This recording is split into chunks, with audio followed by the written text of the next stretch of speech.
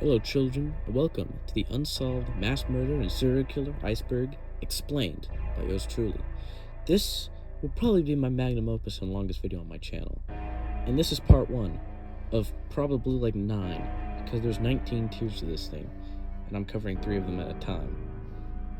Well, to cut it short, this iceberg is talking about serial killers and mass murderers that are unsolved, or otherwise don't have an identity for the culprit. This also includes some mass arsonists, or some mass disappearances that have happened over the years. There's no real age limit to some of these, so some of these will be very recent and ongoing, or some of these will be a few hundred years old. But I hope you all enjoy it, and I hope you enjoy the really crappy gameplay I recorded earlier, and, well, I hope I did enough research, and you guys will not bitch at me in the comments.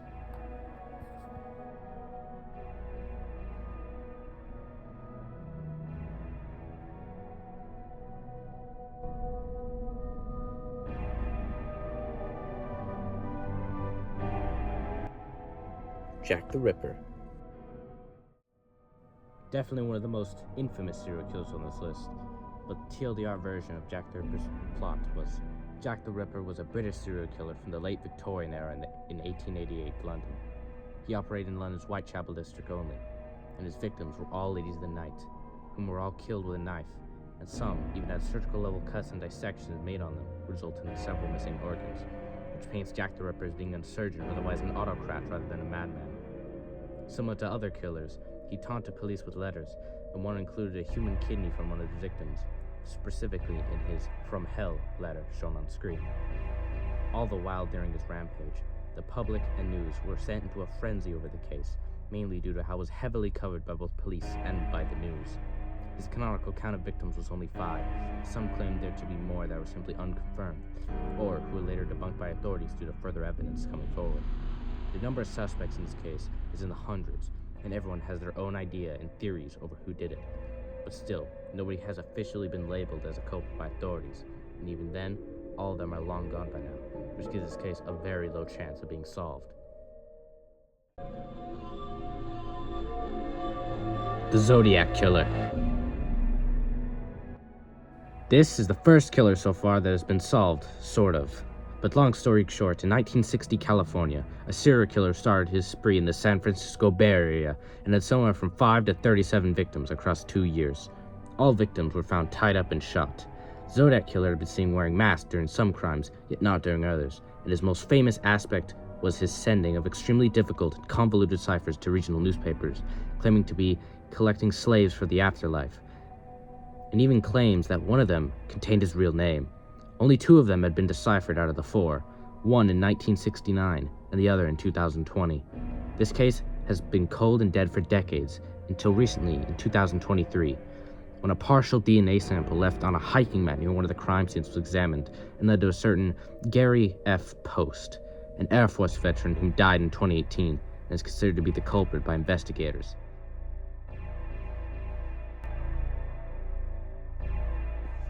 The Villisca Axe Murders.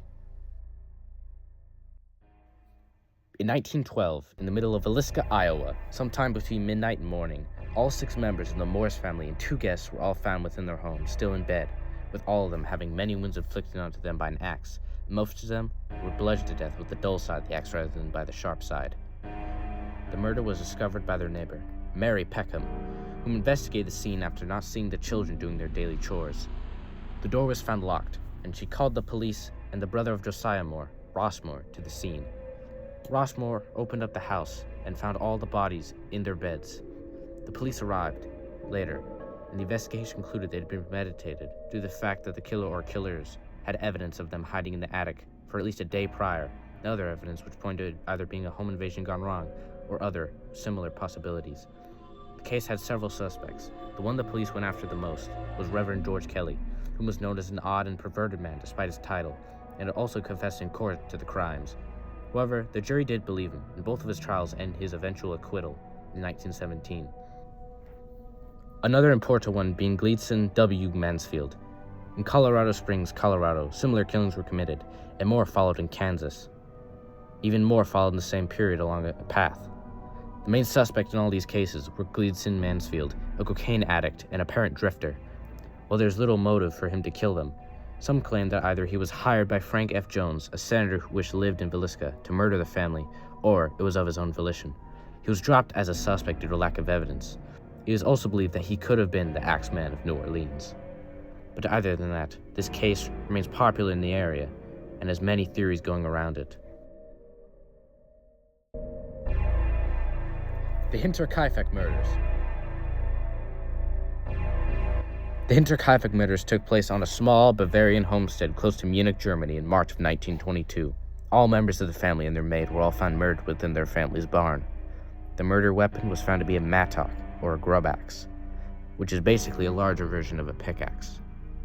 It's been determined by investigators that all the victims were seemingly lured into the barn one by one, and subsequently killed and stacked into a pile.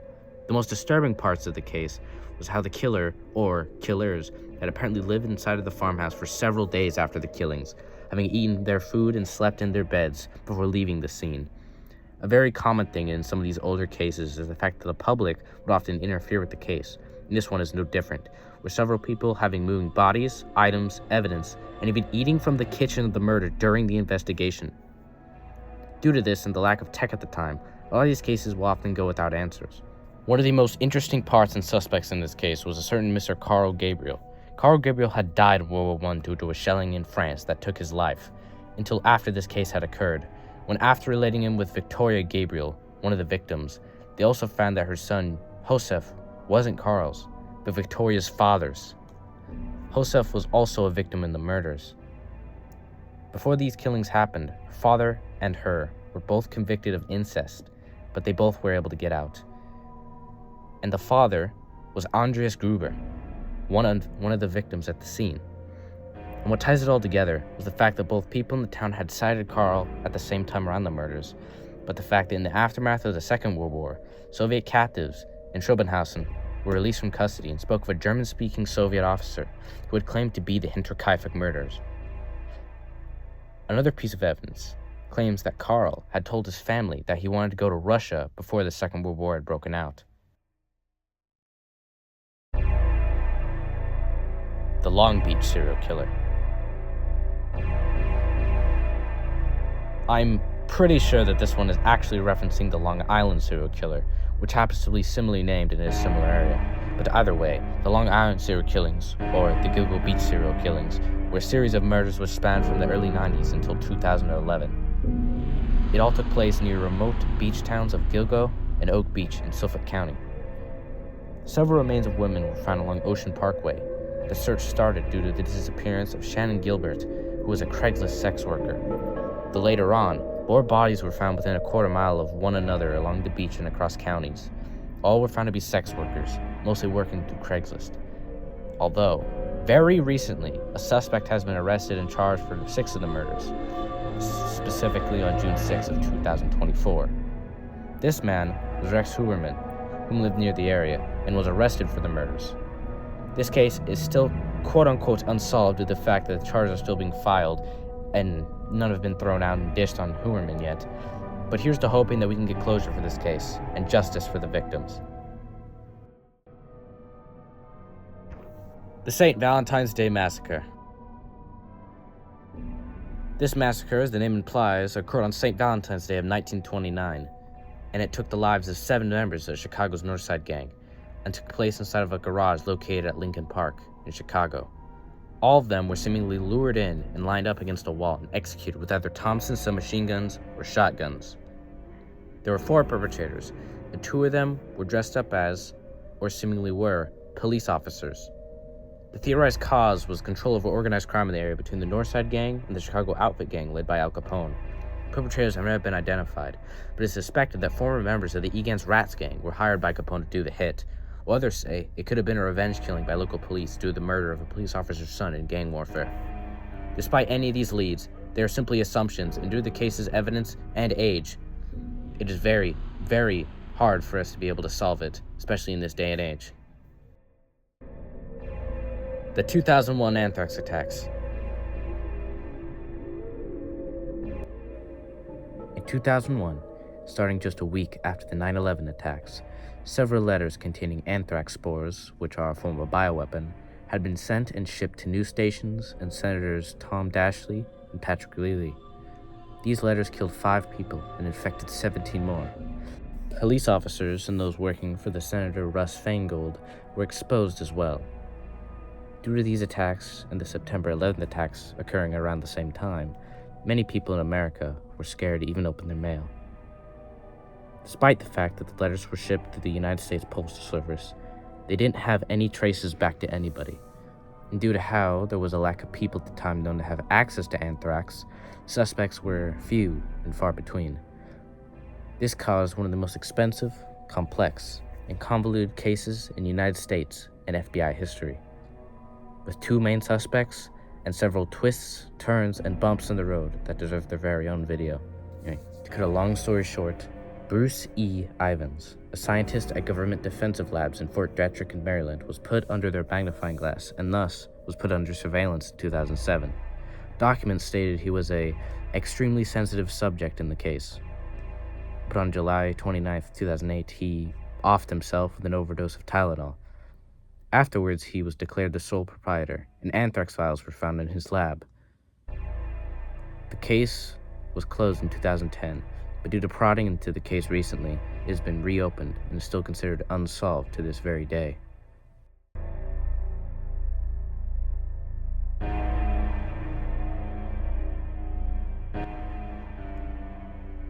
The Cleveland Torso Murder. The Cleveland Torso Murder, or the Mad Butcher at Kingsbury Run, was a serial killer who killed anywhere from 13 to 20 people in Cleveland, Ohio, circa the 1930s. His victims were commonly dismembered and thrown to the slums of Kingsbury Run. Most came from east of the disposal point, which is known as, and I quote, Hobo Jungle. Despite the investigations being led by famed lawmen, the case was never solved and ever since has since dried up. Some interesting facts is that the case had a possible link to the Black Dahlia murder, but the evidence for that is circumstantial at best and a lie at worst.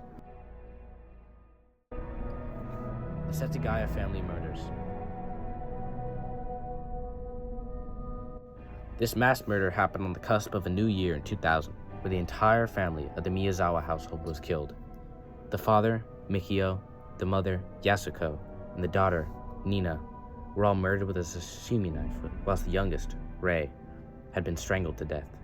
Similar to the Hinterkaifeck murders, the killer had stayed in the household for a period of time after the killings, using the computer, raiding the fridge, and eating 4 tubs of ice cream before using their toilet, and treating his wounds obtained during the murders, sleeping on the sofa, taking money from the house, and leaving several pieces of incriminating evidence on the couch. The evidence that was left on the couch was the murder weapon and several articles of his clothing. Despite the evidence left, and nearly 12,000 investigators working on the case for the past 20 years, one of the largest in Japanese history, a 20 million yen reward, or $120,000 reward for the killer, no one has even been charged yet, and it still remains a hot-button mystery in Japan to this day.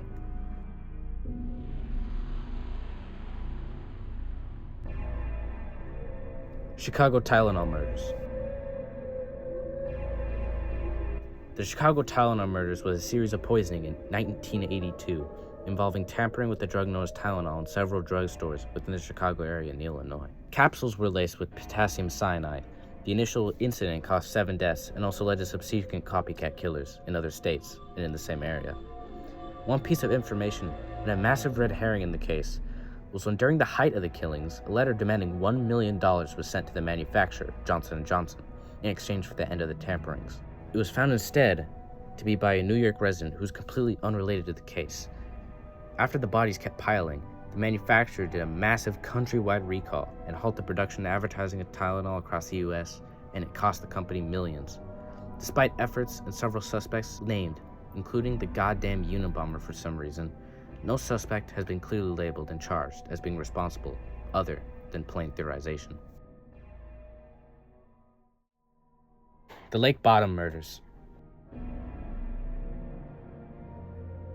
In 1960s Finland, at Lake Bottom in Espoo-Sima, Milla Björklund and Annemaki Seppo Boisman were all found killed via being stabbed repeatedly or hit over the head with blunt instruments inside their tent at the lakeside.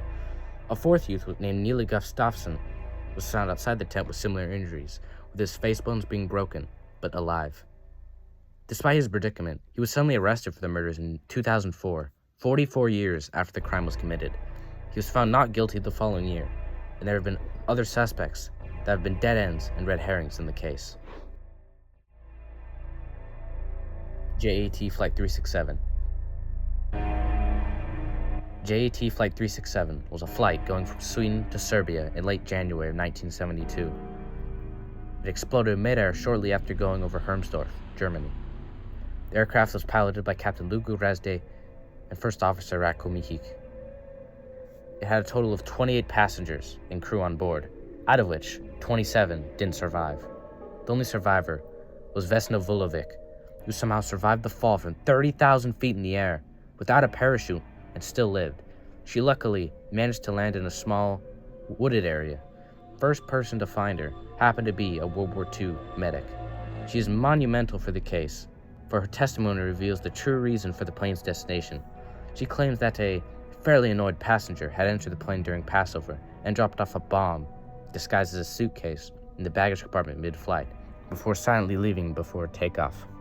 This makes sense, for the explosion originated from the baggage compartment, and during this time, Croatian nationalist groups had conducted over 130 terrorist attacks against Yugoslavian targets.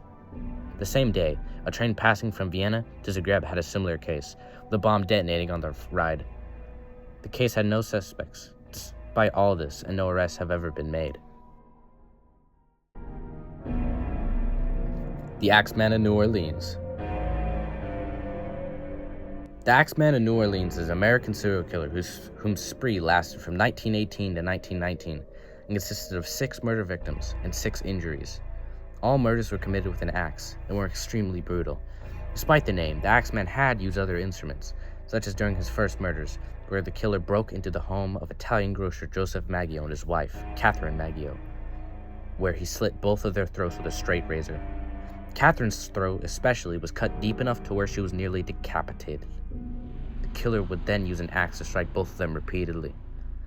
Joseph would survive, but later die just minutes after being discovered, and the killer had left the message, "Miss Maggio will sit up tonight just like Miss Tony in the scene." This is theorized to be a reference to a similar murder in 1911, but no real trace has been found or made. The razor used to slit their throats was found in the neighbor's lawn next door. The razor itself belonged to Joseph's brother Andrew, who was a town barber. He'd reportedly taken it home to sharpen it, and that time specifically was when the murder occurred, so he was the main suspect. Before, he had claimed to be intoxicated, and other murders occurred while he was in custody. Almost every other murder in this case went specifically like this. And something to note is that they're all seemingly based on race, because all the victims were Italian immigrants, and it seemed to be a xenophobic issue.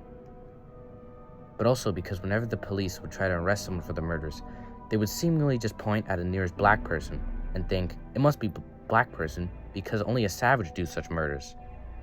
By the end of the spree, the Axeman sent a letter reportedly to the newspapers which read that he would be out on the town on Tuesday night, and unless a house was playing jazz music, everyone inside would get the axe. Also detailed how the killer was a devil and opened with "esteemed mortal," but this letter did work, for the night had 0 murders occur. After this, he disappeared, which he claimed he would do in the letter, and he has never been identified to this very day.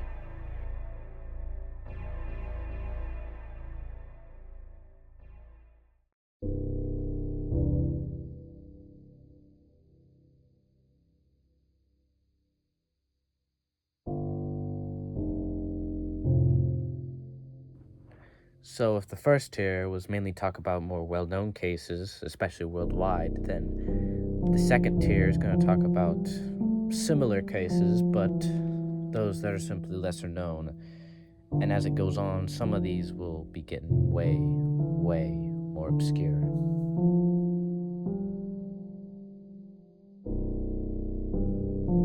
Las Cruces Bowling Alley Massacre. The Las Cruces Bowling Alley Massacre was a robbery massacre which took the lives of 5 people and injured 2 more on February 10th, 1990. Surprisingly, the robbery occurred before the alley opened for the day, during its preparation hours. The manager, Stephanie C. Senak, along with her daughter, Melissa Repas, and Melissa's friend, Amy Hauser, were inside of her office planning the day and planning to run the alley's daycare. While the alley's cook, Ida Hooligan, was in the kitchen when two men entered through an unlocked back door. This is when one of them pulled a .22 caliber pistol and ordered Hooligan into Senek's office, where the other gunmen had held the other three down. The gunmen then ordered the four to lie on the ground while they raided the safe, which yielded to them $4,000 to $5,000 US. Just then, the Ali's pin mechanic, Steve Tarrant, entered with his two daughters to drop them off in the daycare before heading off to work. Tarrant walked into his boss's office to find her since nobody was at the front desk, and walked in on the crime scene, where the gunman then panicked and shot every person in there several times, before attempting to light the building on fire and leaving. Out of all 7 victims, only 2 survived, and despite being shot 5 times, Melissa Repas managed to get up and call the police to the building. After police arrived at the scene, the entire area of Las Cruces was surrounded by roadblocks, United States National Guard, and Border Patrol, who patrolled with planes and helicopters around the city to make sure nobody got out, and that the killers couldn't flee. Despite all these measures, nobody was ever caught, and this tragedy still remains unsolved. The Austin Yogurt Shop Murders. The Austin Yogurt Shop Murders was a quadruple homicide which occurred in the yogurt shop in Austin, Texas on December 6th of 1991. The victims were all teenage girls, that being Amy Ayers, 13, Eliza Thomas, 17, and Jennifer and Sarah Harbison, both 17 and 15 respectively. Jennifer and Eliza both were the employees of the shop for the day, and Sarah was waiting there with her friend Amy for a ride home after it closed at 11 o'clock at night. 1 hour before closing time, a man entered and hustled into the toilet in the back, and had apparently spent a long time in there, and reportedly jammed one of the rear doors open. Another couple testified to police that before they left, they'd seen a pair of men at a table acting strangely. Around midnight, a police patrolman reported that the shop had been lit on fire. First responders quickly went on the scene, putting out the fire and discovering the 4 teenage girls, all of which had been shot in the head with a handgun, which were either .22 or .380 caliber. One of the girls had even been raped. Due to the 2 separate calibers, it is suspected to have been killed. Due to the 2 separate calibers, it is suspected to have been by 2 killers rather than 1. And the fact all evidence, including DNA samples, were all destroyed by the fire shows that whoever carried out this crime had experience covering up them. Due to the lack of evidence presented by said fire, no suspects have been named, but some theorize that it could have been done by serial killer Kenneth McDuff.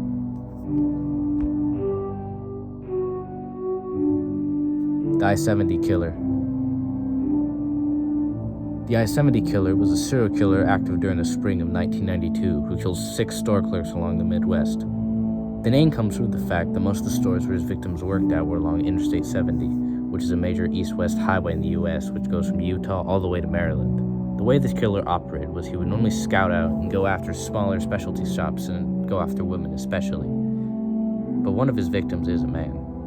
His weapon was usually a gun, which the only verified survivor detailed as being similar to an Uzi, or MAC-10, which is very strange in a serial killing sense. Speaking of, the only survivor was an anonymous male who just happened to arrive right after the I-70 had killed both women inside of the store he was at. Both men had come face to face, in which the killer asked him politely to come into the back of the store. Unsurprisingly, the man had refused, and rather uncharacteristically, the killer just told him to leave. They both left with no issues whatsoever, and the man gave the most detailed sketch of the killer to date, which I'm showing on screen right now. Due to how many people travel across I-70, it was very hard to find a culprit, and it has gotten to the point where certain murders in Texas and Indiana have been blamed on the same killer, despite simple coincidence.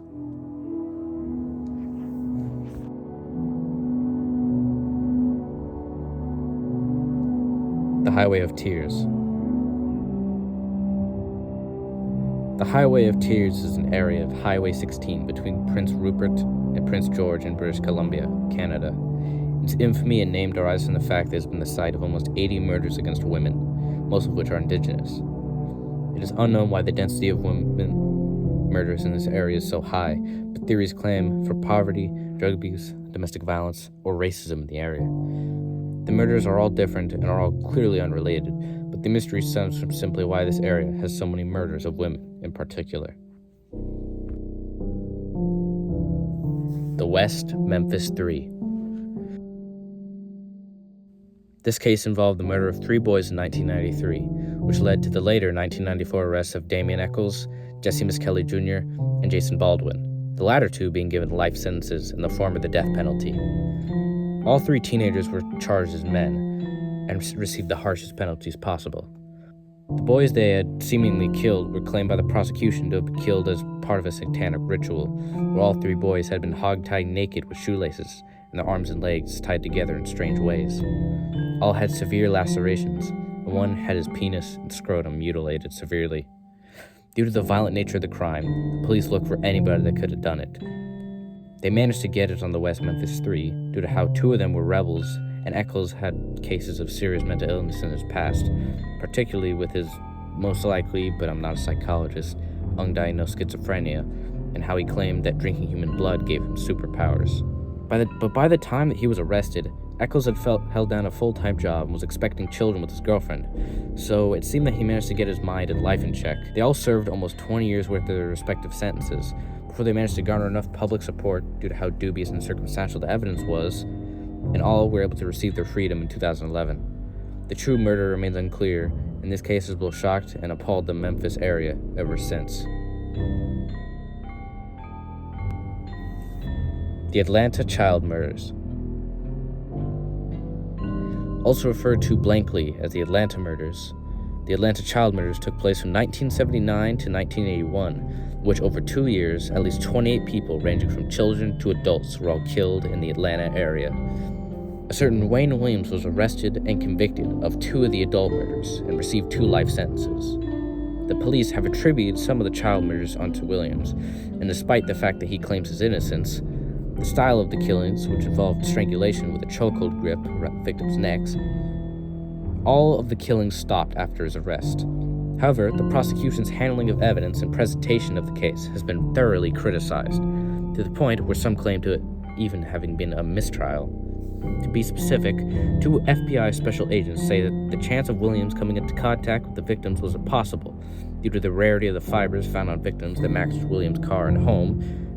Supreme Court ended up ruling the lack of evidence unable to be missed. Despite this, he was still convicted, and there's investigation from Georgia investigators into potential involvement from the Ku Klux Klan, where undercover informants have noted that certain members claim to be looking for little boys around the time of the murders, and a particularly scarred member having been seen with one of the victims the time he disappeared. That, and many other pieces of evidence towards the Klan's involvement. Nobody else has been convicted and tried, and several of the murders and the innocence of Wayne Williams remains unclear and foggy to this day.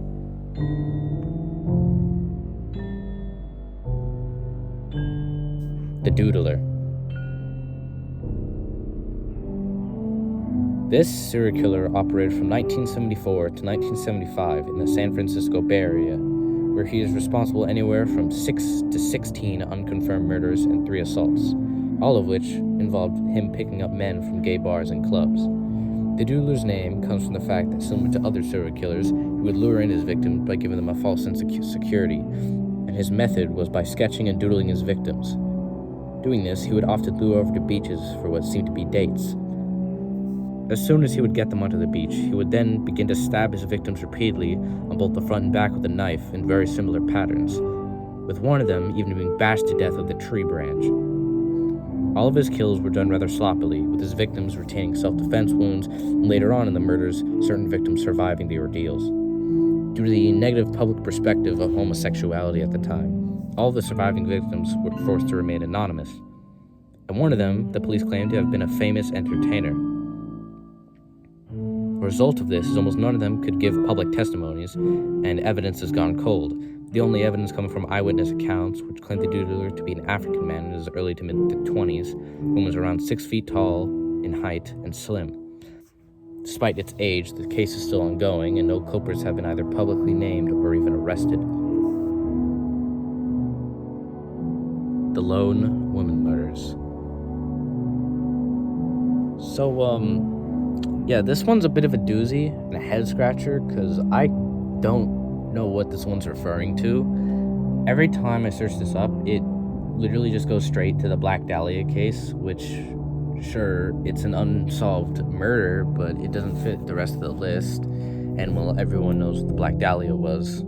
So, well, if you know what this is referring to, then I suggest that you comment down below, and when I combine all these parts together, I'll definitely have to edit it back in you could say, but other than that, yeah, this one's a bit of a...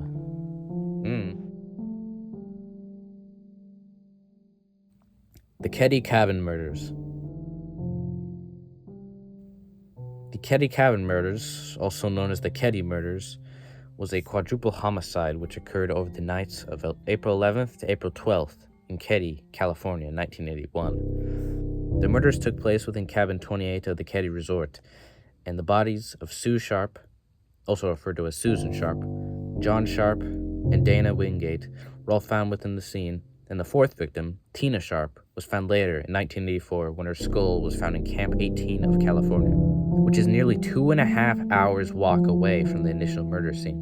One of the strangest parts of the case was the fact that there were 3 other people in the cabin that night, Rick and Greg Sharp, along with their friend Justin Smart, all of which were not harmed whatsoever and weren't even awoken by the murders taking place just a room away from them. The discovery of this scene involved Sheila Sharp, who was sleeping with an adjacent family at the resort, walking in the next morning to find Tina missing and the other 3 victims all dead and bound with medical tape and power cords, all 3 killed in vicious ways. Knives and a hammer were found at the scene, and Susan had been raped with her pants down, and she was gagged with a bandana and her own underwear. She also had the imprint of a BB gun buttstock on the back of her head, but that was never found. She and John had died from blood force trauma and hammer strikes, and Dana died from being strangled to death. All of them had severe stab wounds and were heavily beaten. Justin Smart, one of the unaffected children at the house that night, claimed to have seen Susan walk in with 2 men, both of which wore seared gold-rimmed sunglasses and were Caucasian.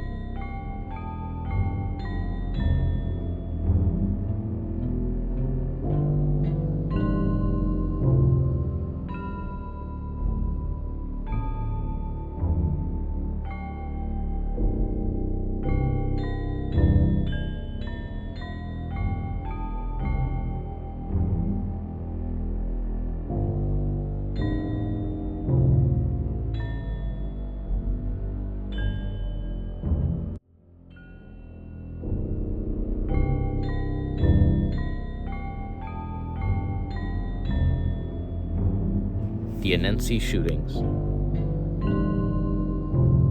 The Annecy Shootings, or French Alps Shootings, or the Chevelin Killings, was a shooting which took place against a British family and a French cyclist en route Forestier Dominat de la Combe d'Aran around Chevelin, Haute-Savoie, France, in 2012. Of the 6 involved, 4 of them died in the shooting. All were found inside their car, which was running in reverse, which showed that the family had tried to get away from the killer, but had failed. The other victim was a French cyclist named Sylvain Mollier. The 2 daughters of the Al-Hili survived by hiding from the shooter, which one of them, being 4 at the time, hid under the legs of her mother for 8 hours, even after the police had arrived at the scene. Witnesses reported hearing 25 gunshots from the area, all firing quickly but not fully automatic.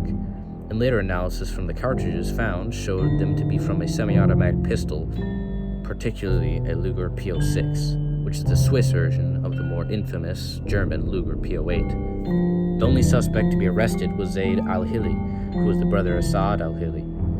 His motive was reportedly to have been trying to fake his father's will and withdraw €2 million from a bank in Geneva, but in 2024 he was released from jail due to inadequate evidence. One theory about the case is that it may have been a contract killing.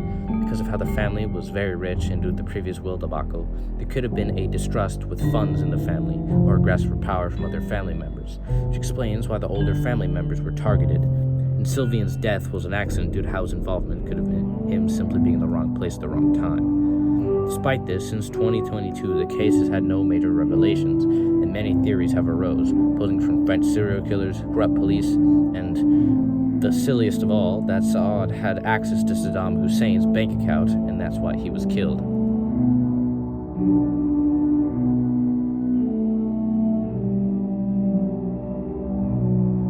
The West Mesa Bone Collector.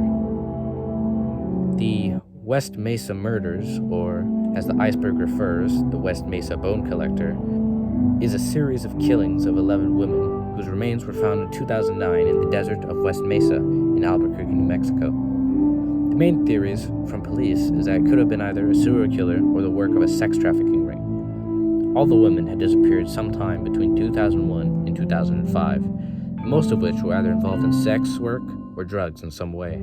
They were all buried in an arroyo, basically a water brook, in an underdeveloped and unfinished area within the city's limits. Where the bodies were discovered in 2009, back in 2006 the area was being used for building a residential area. Due to the 2008 housing crash, the development stopped before housing could be built in the area, and a complaint of flooding from local neighbors led to a retention pool being built basically right on top of the burial site, and the water inevitably led to bones rising up from the ground. Despite this, it wasn't until 2009 when a woman walking her dog found human bones near the area and reported to the police, where they dug up around the area and found all 11 remains, some of which were pregnant.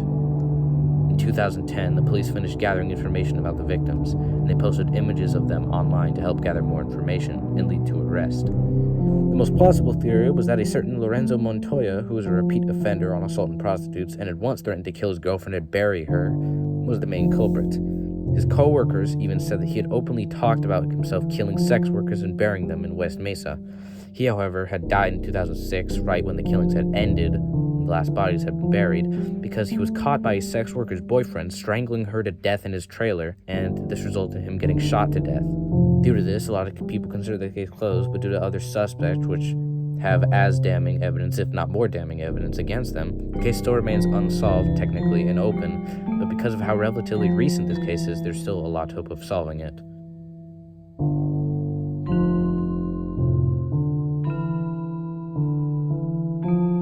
The Freeway Phantom.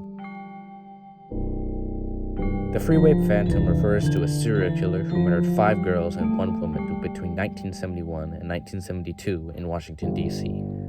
The name derives from the daily news articles about him and his method of killing victims being to abduct them after getting out of convenience stores and gas stations, them subsequently raping and murdering them, most of which being through strangulation, but a few did have stab wounds from their killer. On the body of Brenda Denise Woodard, a coat was placed over her after being killed, and one of its pockets contained a note from the killer, reading,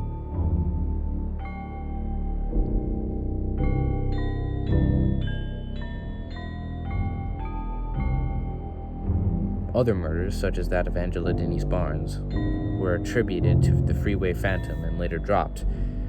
And similar to earlier cases, this one has a lot of suspects and even connections to gangs and other known rapists in the area. But this case has gone stone cold due to its age, and despite its grisly nature, there's sadly very little chance of it being solved unless a miracle can happen.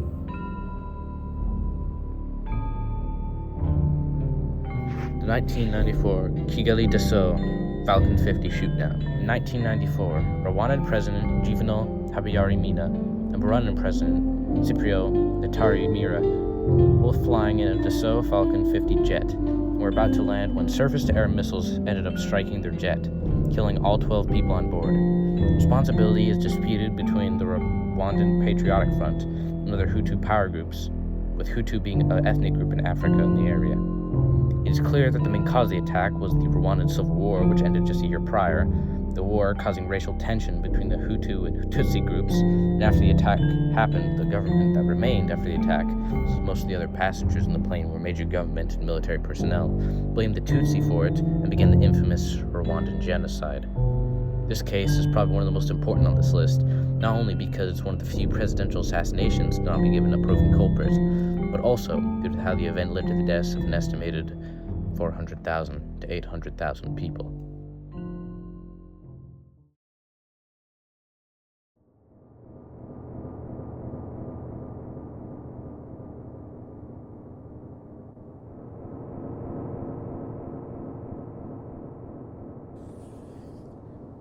Well, now we're on to the third tier of the iceberg, and as common in other icebergs, not only are they getting more obscure, but in this one in particular, I've sensed a drastic increase in the barbarity and the straight-up evil present in some of these crimes. One thing to note is that some of these will be dealing with child.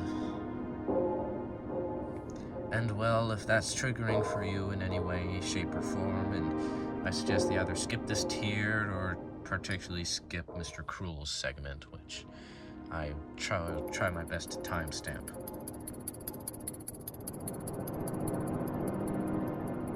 The Adelaide child abductions. This case is more commonly referred to as the disappearance of the Beaumont children, but happened to occur in Adelaide in southern Australia. The date was January 1966, on Australia Day specifically, when the three siblings, Jane Beaumont, Arna Beaumont, and Grant Beaumont, all disappeared in a suspected abduction and murder. Witnesses that were on the same beach as the three kids reported seeing them in the company of a tall man with a suntanned complexion and who was in his mid-30s. Later on, they had been confirmed to also have been brought to a reserve and to a cake shop the same day, along with the same man. Despite a rigorous search effort, all three kids were never found, and not even their bodies were found. This case caused a change in Australian culture since its occurrence, with many parents before having not ever supervised their children publicly, and after this case, attitudes towards which changed for the better, and it is rather insane and perplexing that they didn't start doing so earlier. There have also been several attempts over the years to connect this disappearance with other serial killers and murderers, such as Bevan Spencer Von M. and Arthur Stanley Brown, both of whom have been known for murdering children around the same time, and most investigators claim that they have more victims than they let on. Whenever I hear of cases like these, I can only think of the parents, especially of children this young. To imagine your child, no matter what age, to be taken away from you and never getting any sort of closure is truly terrifying and tragic.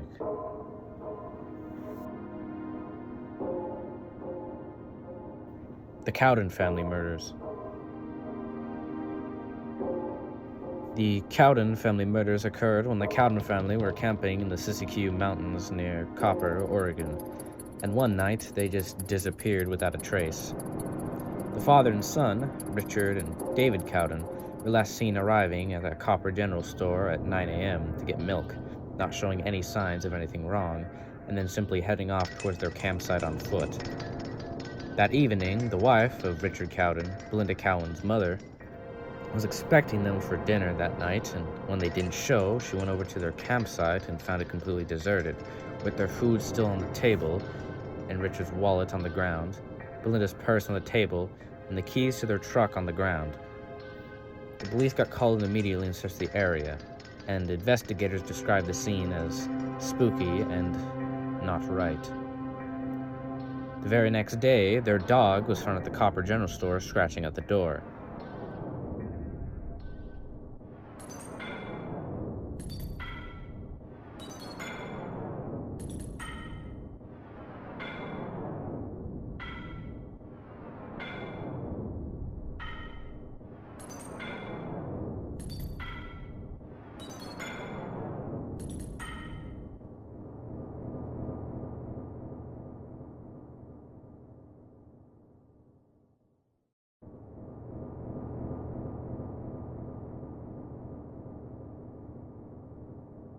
Ted Bundy.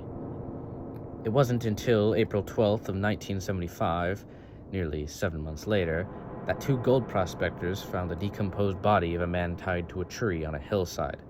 In a small cave nearby the hillside, they found three more, which were the rest of the family. Dental records revealed that they were the Cowden family, which was strange since they were 7 miles from their initial campsite. Richard Cowden didn't have a discernible cause of death, but the rest of the family did, with Belinda and David being shot with a .22 caliber handgun, and 5-month-old Melissa Cowden dying from severe head trauma. The only suspect was Dwayne Lee Little, who was 25 at the time of the disappearance. He was recently paroled from his stay in Oregon State Penitentiary in Slams for murdering and raping a teenage girl when he was only 16. Police were able to confirm that he was in Copper the same weekend of the Cowden's disappearance, and his girlfriend confirmed that he had a .22 caliber handgun in his possession at the time. Despite that, they didn't get him on anything until 1983 when he raped and attempted to murder a pregnant Margie Hunter after her car broke down on the side of the road, and he was sentenced to 3 consecutive life sentences. Once he got back in jail, his cellmate had claimed that he had confessed to the murders, but he was never charged for them, mostly for the fact that all the evidence was circumstantial and the case still remains hotly debated. The Bain family murders. This mass murder occurred on the 20th of June, 1994, when a distress call came from David Bain to the 111 emergency line in New Zealand early in the morning. He claimed repeatedly and extensively that they're all dead. Once police arrived at his house, they found all other members of the Bain family, being 58-year-old Robin, 50-year-old Marguerite, Arwan Laniet, both 1918, and their other son Stefan, who was 14, all of whom were shot to death. Then a message on the family computer read, "Sorry, you are the only one who deserves to stay." 4 days later, David was arrested and charged with all 5 murders. Before the trial could happen, extended family had burned the house down for personal reasons, and due to this, critical pieces of evidence were lost in it, including carpets containing bloody footprints that were used to convict David initially. In May of 1995, he received mandatory life in prison with a minimum non-parole period of 16 years. This would have been the case and end for him unless Joe Curran, a former rugby player and businessman, took up his case and funded an appeal and had argued that Robin Bain was involved in an incestuous relationship with one of his own daughters. This is the reason he had killed his entire family before turning the gun on himself. The council at the time of justice in New Zealand declared it had been a miscarriage of justice, and soon David was released on bail in 2007 before being fully acquitted in 2009. David would later receive compensation for his tenure in prison, and the true culprit of the murders is still unknown, mainly due to the house burning, destroying evidence. Connecticut River Killer. Also referred to as the Connecticut River Valley Killer, or the Valley Killer, the Connecticut River Killer was an American serial killer responsible for 7 murders of young women in the Connecticut River Valley between 1978 and 1988. His murders were first uncovered in 1985, when skeletal remains of 2 victims were found within 1,000 feet of each other in Kellyville, New Hampshire. Forensic evidence showed the victims were both stabbed to death rigorously. Between the recovery of the first and second victim's remains, a 36-year-old woman was stabbed to death in a violent attack inside of her own home in the Saxons River, Vermont. 10 days after that, another, previously unknown victim was found. Due to the pattern shown in these cases, police reopened older cases from 1978 and 1981. They managed to discover connections between them and the newly found bodies. This shows the presence of an active serial killer in the area that was moving up north along the Connecticut River. In 1988, a woman named Jane Borowski, who was 7 months pregnant, was returning from a county fair and stopped by a convenience store to buy a soda from one of the vending machines. As she walked back to her car, she noticed a Jeep Wagoner parked right next to hers. When she got in the car, she noticed that in her rearview mirrors that the other driver was walking around the back of her vehicle. He walked to her open window and asked her if the payphone was working, when he suddenly would grab her and pull her out of the vehicle. He accused her of beating his girlfriend up and asked if she had Massachusetts plates on her car.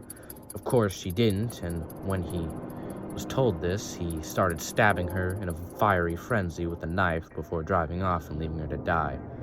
She had been stabbed 27 times and suffered a severed jugular vein, 2 collapsed lungs, a kidney laceration, and severed tendons along her knees and her hand.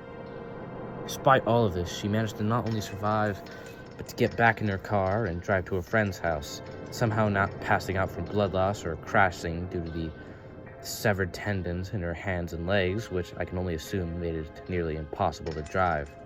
Speeding down Route 32, she made it to a friend's house and realized that the car in front of hers was her killer's car.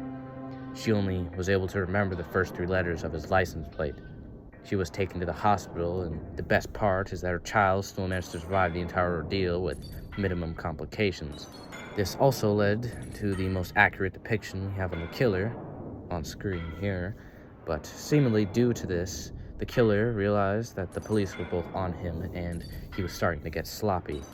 And so he left the Northeast US and the killers stopped then.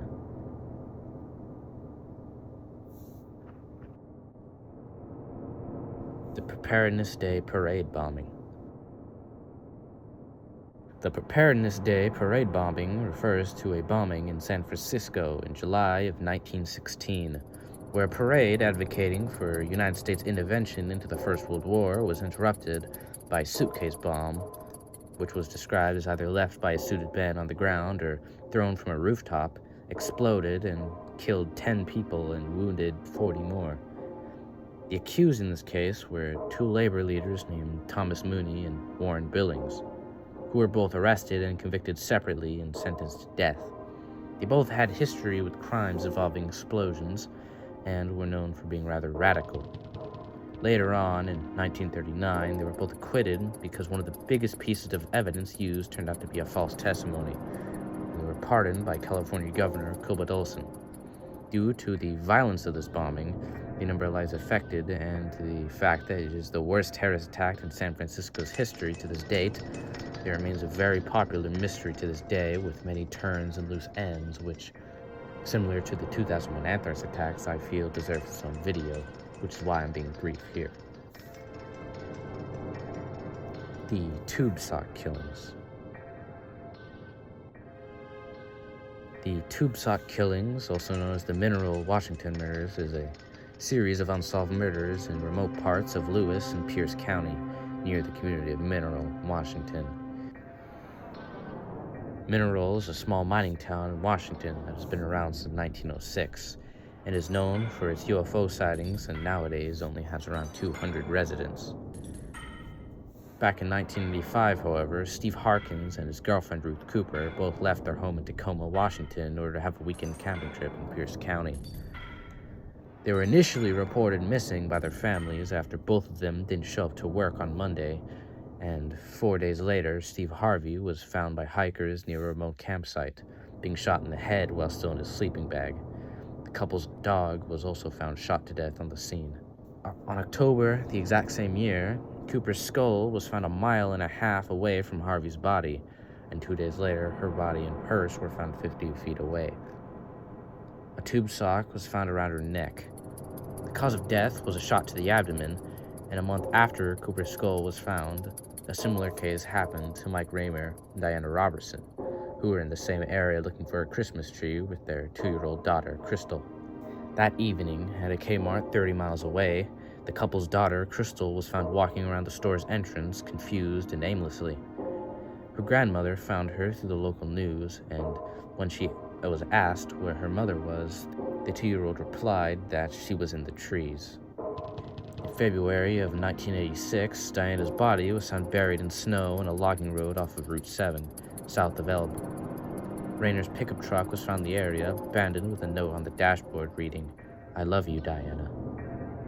The seats were covered in blood, and the autopsy found that Diana had been stabbed to death and that she had a tube sock tied around her neck. Raymer had never been found since, at least until in 2011, almost 25 years later, when another skull was found within a mile of Diana's remains. He didn't have a discernible cause of death. No tube sock was found in his person. This case seems as mysterious as it is interesting, and it seems to still be paused for now, since there have been literally 0 other main suspects, and the only other person to survive was 2 at the time. And, well, that gives a very, very rock-solid alibi. Nevertheless, these disappearances turned murders have deeply shocked and appalled and scarred the area of Mineral to this very day, despite how long it's been since they have occurred. The Upstairs Lounge Arson Attack. This arson attack was against the notably gay bar called the Upstairs Lounge in 1973, which was a second-story bar on a third-story building. In the attack, 32 people died and 15 were injured, either from the fire itself or smoke inhalation. The cause of the fire is unknown to this day, But Luther Boggs, who later died, said that the downstairs suitcase was covered in flames and smelled of a lighter fluid. Luther later on would help patrons through an exit onto the neighboring building's roof. The scene of the fire was horrible. Reverend Bill Larson, who was in the building at the time, removed an AV unit from the floor to get to a floor-to-ceiling window, but as he was halfway out, an upper pane of glass fell from the ceiling and trapped him, and he was halfway stuck out the building in a position which made it impossible for him to be saved, and his charred remains would be visible hours after the fire. All this was captured through some truly haunting photos taken by onlookers and photographers, and I suggest that if it won't hurt your soul to, that you at least look at one of them. The primary suspect was a gay man named Roger Dale Nunez, who had a history of psychiatric impairments and was kicked out of the bar earlier that day. He was never imprisoned because in 1974 he took his own life. This caused the culprit to be murky and the case to stay cold. Despite the horrible acts committed, one of the parts of this case I say is overlooked is the humanity that I managed to see while witnessing the articles of it. And how, despite the fact that this was a notably gay bar, and around this time it wasn't accepted at all to be gay, that people still came by to help, and despite the unfortunately timed traffic jam right next to the bar, firefighters still managed to make it to the scene, one of the trucks even driving along the sidewalk and totaling a taxi just to get there on time and to help as many people as they could.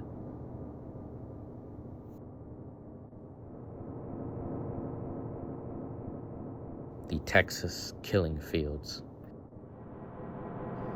The Texas Killing Fields refers to an area surrounding Interstate Highway 45 in a corridor southeast of Houston, Texas, where ever since the 1970s, police have continually been finding bodies, which now tally up to 30. The bodies found were mainly of young girls and young women. Furthermore, many more girls and women have disappeared in the same area but haven't been found. Most of the victims were aged between 12 and 25 and were seemingly chosen based on appearance, since they shared similarities like facial features and hairstyles.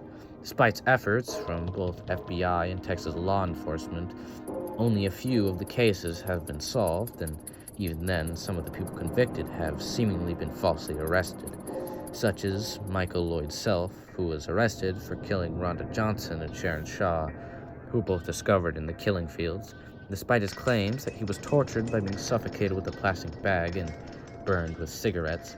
His claims fell on deaf ears and he was sent to prison anyway with a life sentence.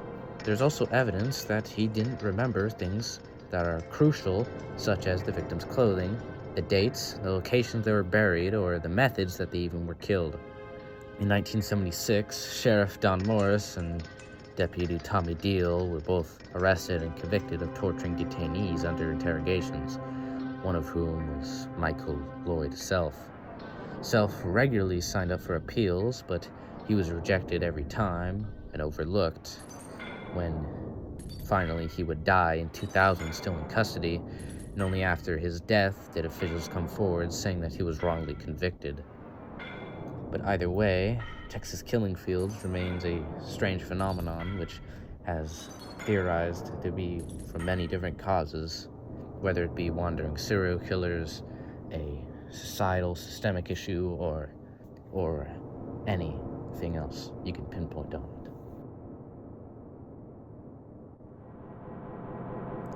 The 1979 Sydney Ghost Train Fire.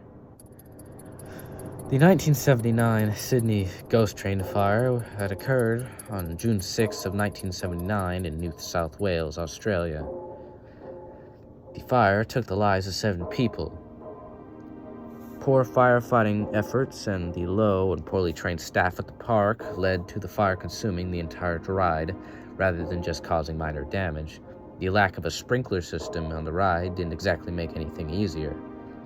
The mystery stems from what or who caused the fire, with theories ranging from it being an electrical malfunction, a lit cigarette being thrown by accident, or potential arson, which could stem anywhere from the mafia in the area to potential cult activity. These mainly stem from links to Abe Saffron, whose niece came forward during an interview and claimed that he had talked about how he started the fire to gain control of the park's lease, and has connections to 7 other arson attacks in the years following. This makes sense, for after the fire had occurred, the park inevitably had to shut down. The cult side of the case comes from the fact that one of the victim's parents took a photo of her son with a strange man dressed in a weird, cow-like costume, whom, after later investigation years later, was found that no one working in the park wore said costume. Internet sleuths in the later years have found that this costume resembles Moloch, a demon whom is normally worshipped and sacrificed by burning children alive, which gives not only motive, but much more layers to this already baffling case of potential crime.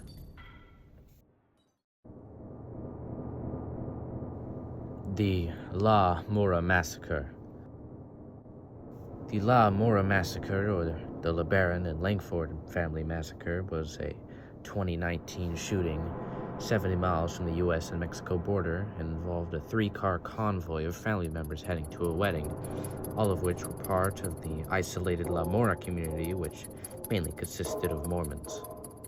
9 people would die in total, and the main idea and motive behind it was that it was from a drug cartel who did the shooting.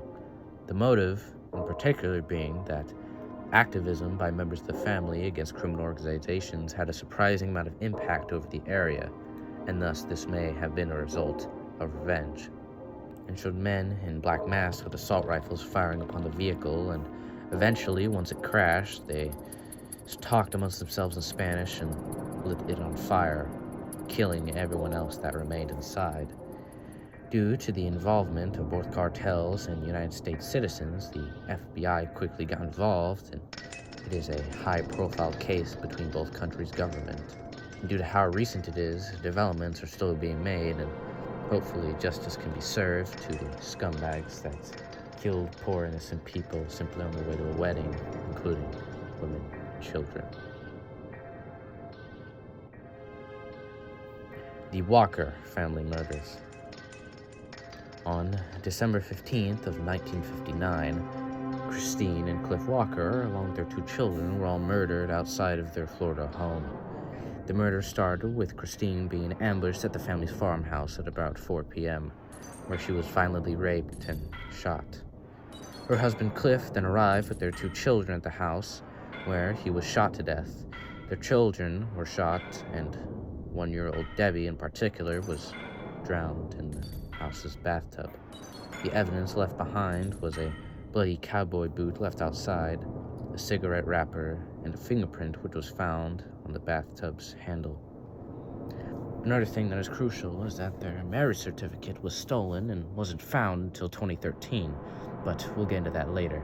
This case had nearly 600 suspects, and the most interesting included serial killer Emmett Monroe Spencer, who confessed to the murders. His claims were disproven by Sheriff Ross Boyer, who claimed that Spencer was a pathological liar, and his confession was constructed by him reading newspaper clippings. Other suspects included Perry Smith and Richard Hickok, who had been executed for the 1959 Clutter family murders. The true crime book, In Cold Blood, dismissed this connection between the 2 cases due to the fact that both men had a rock-solid alibi, but witness accounts and records showed contradictions which left room for them to commit the murders. In 2013, however, DNA was exhumed from their graves, and it was not connected to Perry Smith or Richard Hickok, but due to the decades of age, it must be taken with some salt. The last suspect I will mention here was an undisclosed family member who had given Cliff Walker's niece a box containing several items, all of which were part of their family's history, one of which was the stolen marriage certificate mentioned earlier. This, of course, is super suspicious, and the police went after the guy, but the DNA tests didn't match whatsoever, and now we are just kind of left here as we are. This is again another example of a case that is as wide as a puddle, but deeper than the ocean. The Investor Massacre. The Investor Massacre was the incident when the fishing vessel known as the Investor was found burning off the coast of Craig, Alaska, with the entire crew and every passenger on board being found killed, but due to the badly burned state of the bodies, almost all of them were burned so incredibly badly and scorched so much that they couldn't find a discernible cause of death. Victims also included the boat's owner, Mark Coulthrist, his wife, and his 2 children, who were among the bodies found. The state of the boat and the victims had led to a drought of information, but the police still managed to link the case to a certain John Kenneth Peel, and he was arrested for the murders. His first trial in 1984 led to a hung jury, and his retrial in 1988 ended in his complete acquittal. Despite the fact that there isn't a culprit caught, the spokesman for the Alaskan State Troopers had stated that this case is closed. The Atlanta Ripper. Back to Atlanta, the Atlanta Ripper was a serial killer from the early 20th century who did his crimes in Atlanta between 1909 and 1914, where he is suspected of 15 murders of women from the area. The spree got to the point where black women, his primary targets, would refuse to go out at night, and black service workers wouldn't go to work. Speaking of his victims, they were all black or had very dark skin, and were all in their early 20s, all of whom were described as good-looking, well-dressed, and many having received an education. They were all murdered with a knife or a sharp object, the crimes being particularly brutal and gruesome to the point where the killer would rip and mutilate his victims' bodies after they were already dead. One victim almost had her head completely severed off her shoulders. This case had a hard and a deep search for potential culprits, but the only survivor, a daughter of one of the victims, claimed that the man who killed her mother was black, well-built, and neatly dressed. Despite the description given and the search, no suspects have been confirmed to be the Atlanta Ripper, and there isn't any proof against the claim that it may have been more than one person. After the murders ended in 1914, they slowly disappeared from the cultural memory, and the case itself remains foggy and unsolved to this very day. Mr. Cruel. Mr. Cruel is the alias of the infamous unidentified Australian serial child rapist and killer who is responsible for attacking 3 girls in the suburbs of Melbourne and Victoria. His attacks occurred in the late 80s to early 90s, and he's also a prime suspect for the abduction and murders of a 4th girl and other cold cases. The sketch shown is from the attack on Nicola Linus, which shows he covered his face with a balaclava. His attacks were very well planned, and he also stalked and surveyed his victims and their families. He left not a trace of forensic evidence at his crimes, and even left behind deliberate red herrings to divert the attention from the police and potential vengeful vigilantes. He was described by victims as being surprisingly soft-spoken, and he took his time with his crimes. He was so confident and sure of himself that he even dropped everything at a victim's house to eat a meal in front of their entire family. Despite his gentle nature, he threatened almost everybody with a knife or a handgun he had carried on him. This is where he would stop, and his scheming has led him not leaving a drop of evidence. Thus, no suspects have been found, and he remains at large with $1 million bounty on him.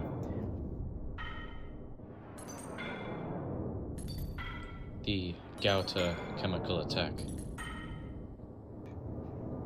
This attack occurred on the 21st of August, 2013. into Syria when missiles containing sarin gas were fired upon the suburbs around Damascus, the death toll ranging from 300 people to a whopping 1,729, and the injured count was almost 4,000. This attack was the single deadliest and most devastating use of chemical weapons since the Iran and Iraq War, and remains a stain on the country to this day.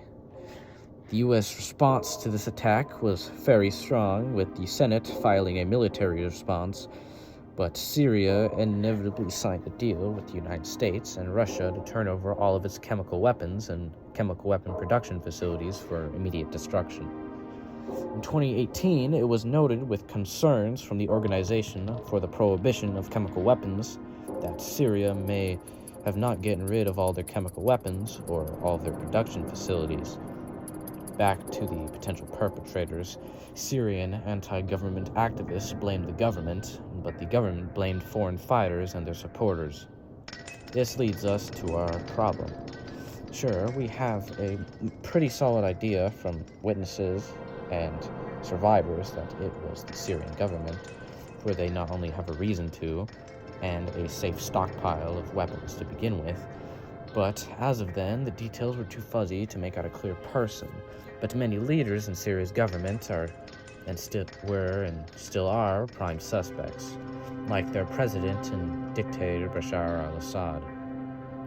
Despite this issue and the ongoing war at the time making it hard to obtain evidence, and the completely destroyed area making it hard to retain samples, in 2023, European powers have sent out an arrest warrant for Bashar and Mahar al-Assad, as well as two unnamed Syrian government officials for issuing the attack.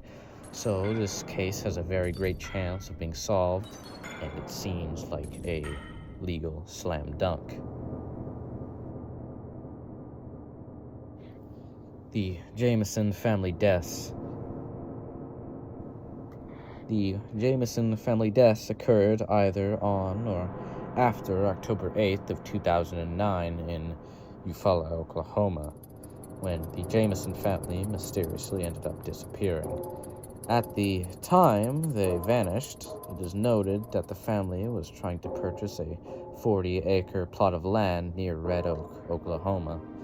Surveillance footage from their house showed the family making quick trips to and from their truck, packing it in what seemed to be leaving for a trip, but it ended up being one they would never return from. Their movement was described as being trance-like, and they were all seemingly either intoxicated or confused. Their pickup truck was found in Latimer County, Oklahoma, about 50 miles from their home in Eufaula, and the scene was, to be fair, extremely strange. The family wasn't found in the truck, but the family dog was found severely malnourished inside, along with cell phones, wallets, identification, and a fully working GPS system. In the car also was a briefcase containing $32,000 in cash. This was where the investigation would stop. That was until late 2013, when suspected remains were found 5 miles from the truck in the woods, decomposed past recognition. In 2014, it was confirmed to have been the family. Theories range from them faking their deaths, being murdered, or it being a group suicide, or that Bobby Jameson's father ended up killing them all. His father, Bob Dean Jameson, who was sued by his own son for threatening his family and allegedly hitting him with his car in 2008.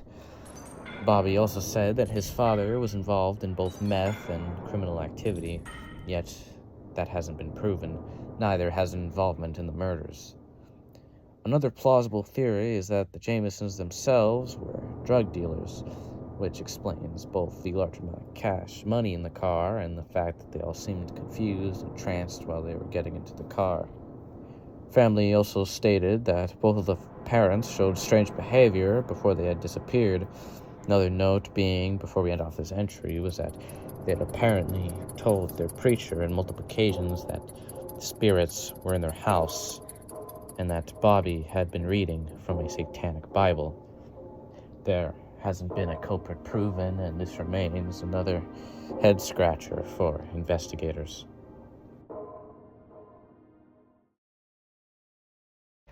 And well, that is all for now.